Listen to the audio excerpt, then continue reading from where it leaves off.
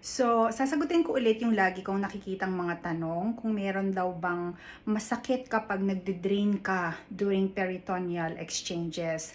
So, nung una, maybe like first or second month, medyo nakakaramdam ako ng discomfort sa may abdomen ko.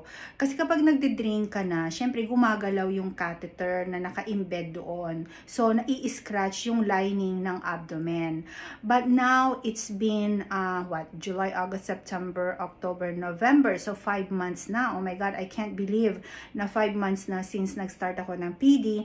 And actually, ngayon, ang ginagamit ko na is yung machine. Wala akong nararamdaman. Halos buong gabi, masarap ang tulog ko, tahimik ang tulog ko, wala na yung mga cramps na nararamdaman ko, walang pain na nararamdaman, parang wala. Paggising mo, okay na. Sinasabi na lang ng machine, your treatment is done.